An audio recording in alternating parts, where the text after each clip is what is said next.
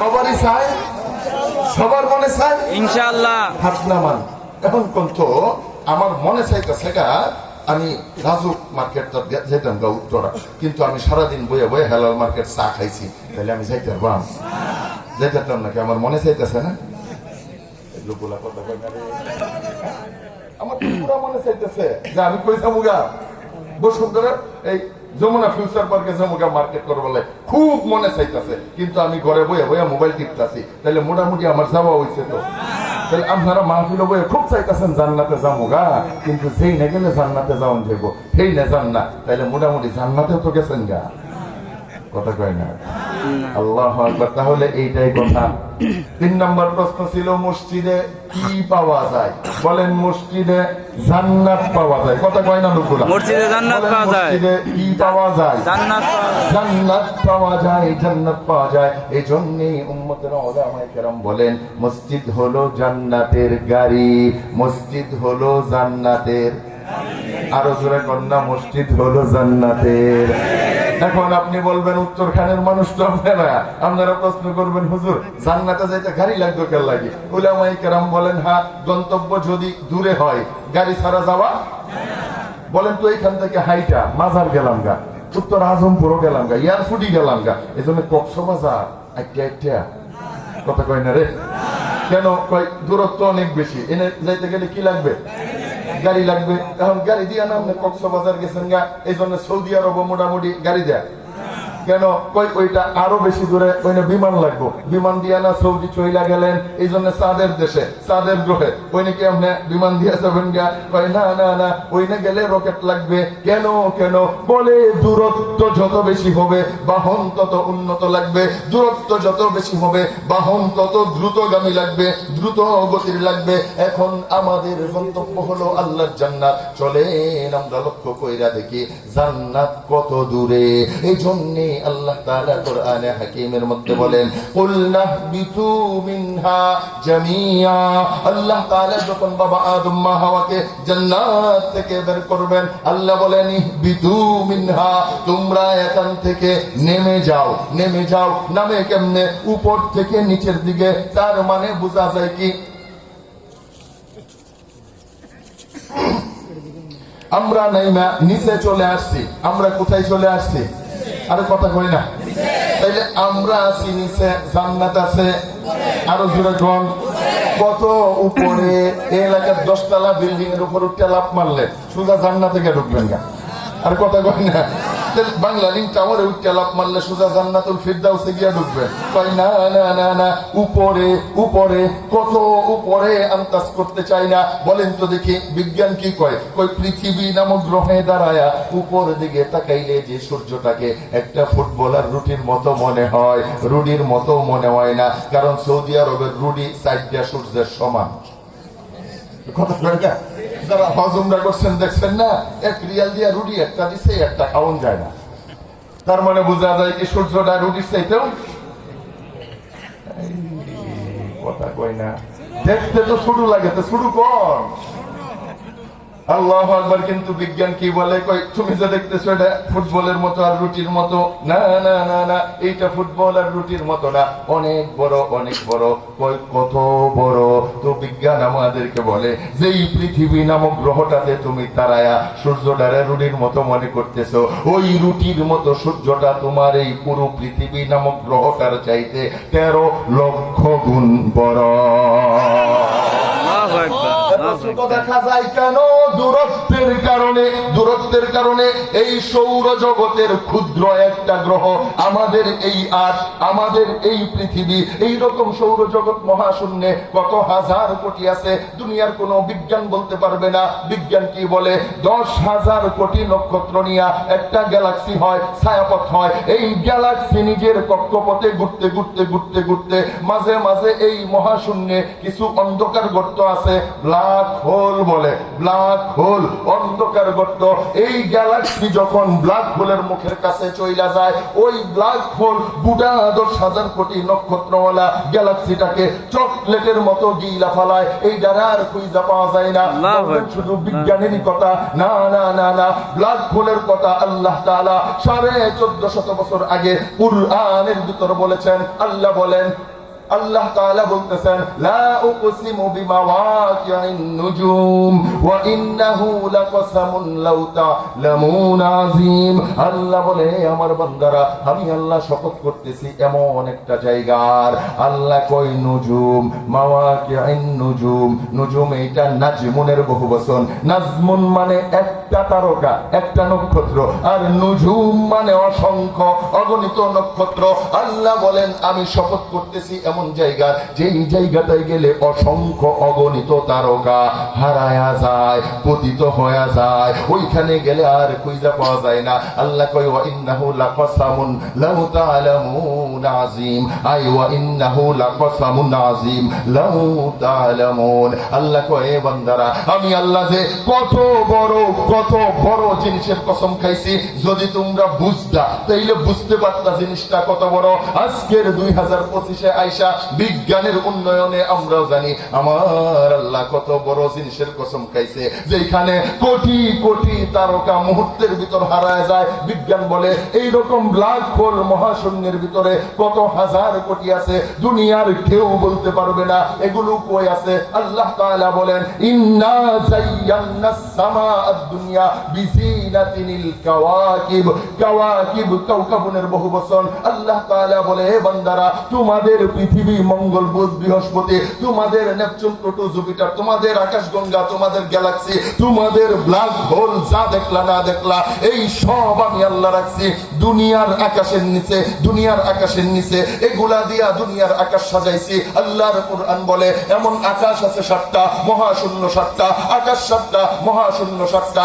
এই 7 আসমান 7 মহাশূন্য পাড়ি দিয়া সপ্ত আকাশের উপরে আল্লাহর জান্নাত। আল্লাহর জান্নাত এত কাছে না, এত কাছে না। এজন্যই তো আল্লাহ তাআলা বলে, এ বান্দা, নামাইতে নামাইতে নামাইতে নামাইতে নামাইতে নামাইতে আমি আল্লাহ তোরে এত নিচে এত নিচে এত নিচে নামাইছি। তোমরা তোমাদের গাড়ি দিয়া, বিজ্ঞান দিয়া, তোমরা তোমাদের সায়েন্স দিয়া, রকেট দিয়া, বিমান দিয়া, হেলিকপ্টার দিয়া, আর মিসাইল দিয়া এত উপরে উঠতে পারবা না, এত উপরে উঠতে পারবা না।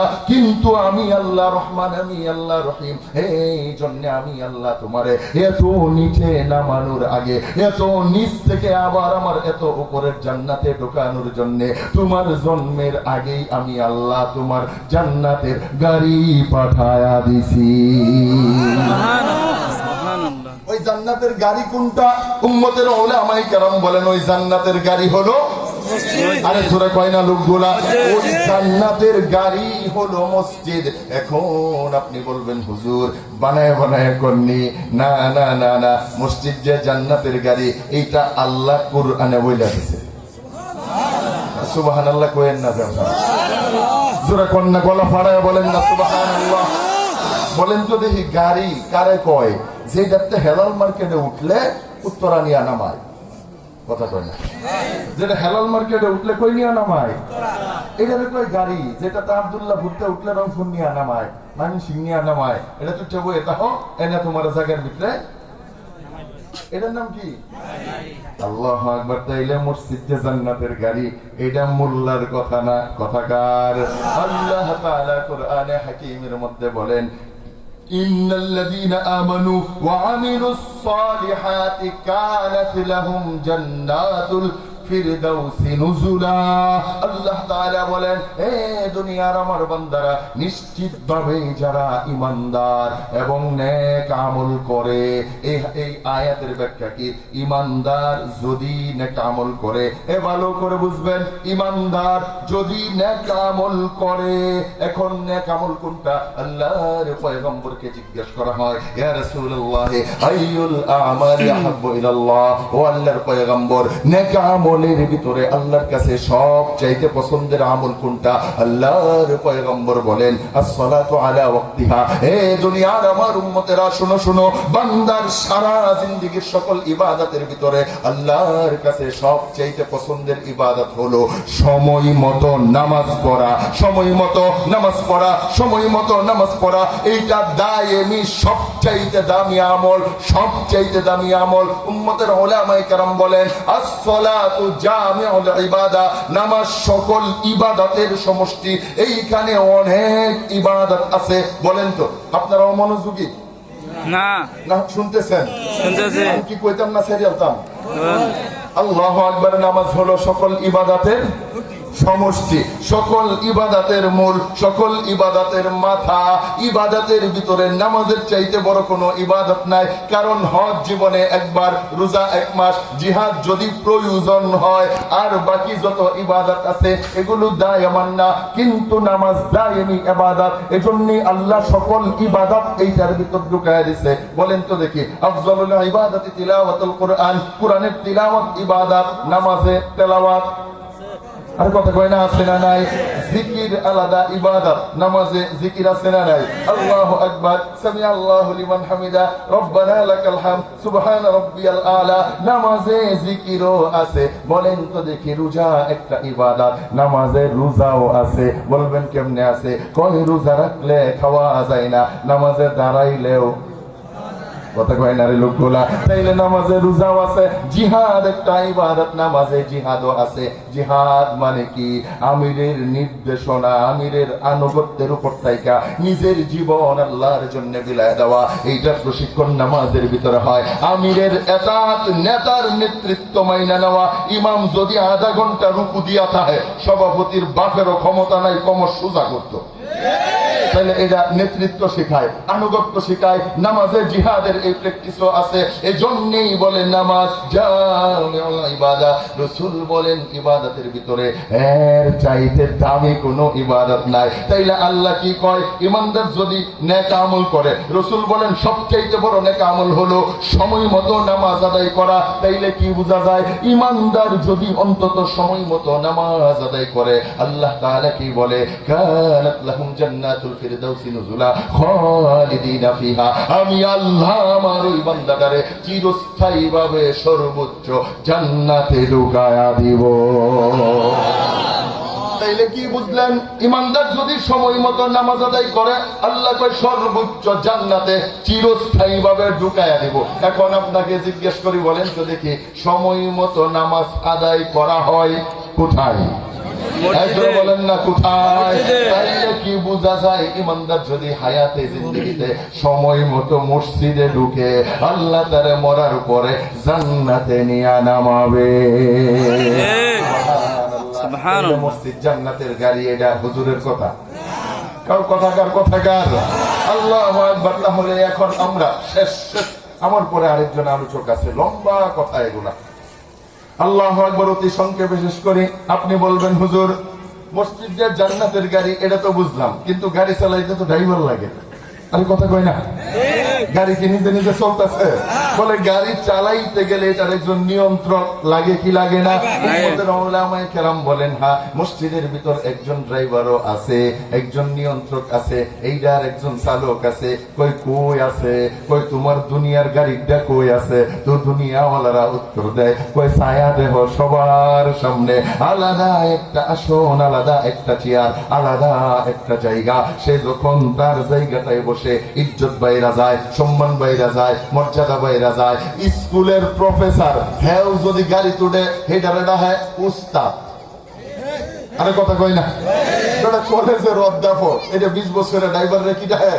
উস্তাদ। এটা কি ড্রাইভার রে ডাহে? কই না না, এই যে চেয়ারটা বয়ে গেছে গা, এই চেয়ারের সম্মানে উস্তাদ ডাকা লাগে। কই ড্রাইভার যখন নিজের আসনে বৈশা যায়, এখন কেউ যদি গন্তব্যে যাইতে হয়, বসতে হবে ড্রাইভারের পিছনে, সামনে বসার কোনো অনুমতি নাই। কই ড্রাইভারের মাথার উপর লেখা আছে চলন্ত অবস্থায় চালকের সঙ্গে কথা বলবেন না।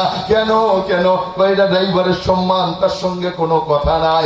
কথা বলতে গেলে আদব দিয়া বলবা, বসতে গেলে পিছনে বসবা, তার সামনে বসার কোনো অনুমতি নাই। উম্মতের ওলামায়ে কেরাম বলেন, হ্যাঁ জান্নাতের গাড়িরও একজন ড্রাইভার আছে। কই আছে? তাকাইয়া দেখো, সবার সামনে আলাদা একটা আসন, আলাদা জায়গা, আলাদা নামাজ, আলাদা মিম্বার, আলাদা মেহরাব, আলাদা মুসল্লা। সে যখন এইখানে দাঁড়ায়া যায়, তার ইজ্জত বাইরা যায়, সম্মান বাইরা যায়। 25 বছর বয়সী ইমাম 90 বছরের মুসল্লিও ডাক দেয় ইমাম সাহেব। ঠিক কিনা? জোরে কন্যা কেন?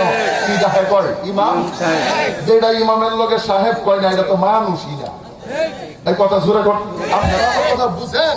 যেটা নিজের ইমামকে সম্মান দেয় না, এটা মুসলমান হবে তো অনেক দূরে, এটা তো মানুষই না। আল্লাহু আকবার। তাইলে ইমামের সম্মান আছে না নাই? এটা কেন আছে? কই জান্নাতের গাড়ির ড্রাইভার। সুবহানাল্লাহ, সুবহানাল্লাহ। অন্তত এই দুনিয়ার ড্রাইভারের মাথার উপরে লেখা, চলন্ত অবস্থায় চালকের সঙ্গে কথা বলবেন না। আল্লাহর পয়গম্বর বলে, ইমাম যখন ইমামতি শুরু করে তখন তার সঙ্গে কথা বলা যায় না, কথা বলা নিষেধ। দুনিয়ার ড্রাইভার তার চেয়ারটাতে বসলে তার সামনে কেউ বসতে পারে না। উম্মতের উলামায়ে কেরাম বলেন, ইমাম যখন নিজের মুসল্লায় দাঁড়ায় যায়, তার সামনে কেউ দাঁড়াইতে পারে না, কেউ যাইতে পারে না। তাইলে ওইটা দুনিয়ার ড্রাইভার, এইটা জান্নাতের ড্রাইভার। এখন বলেন তো দেখি, দুনিয়ার গাড়ি অ্যাক্সিডেন্ট হয় কেন? ড্রাইভার প্রশিক্ষিত হয় না, ড্রাইভার দক্ষ হয় না, অভিজ্ঞ হয় না। এজন্য আগে দক্ষতার প্রমাণ দিয়া, পরীক্ষা দিয়া, সার্টিফিকেট নিয়া, লাইসেন্স কইরা তারপরে গাড়ি চালাইতে হয়। অন্যথায় অ্যাক্সিডেন্ট হয়ে জানমালের ক্ষতি হওয়ার আশঙ্কা আছে। উলামায়ে কেরাম বলেন, ঠিক তদ্রুপ ভাবে দুনিয়ার গাড়ির ড্রাইভার যদি ভুল করে, গাড়ি রাস্তায় খাদে গিয়া পড়বে, নদীতে পড়বে, খেতে গিয়া পড়বে।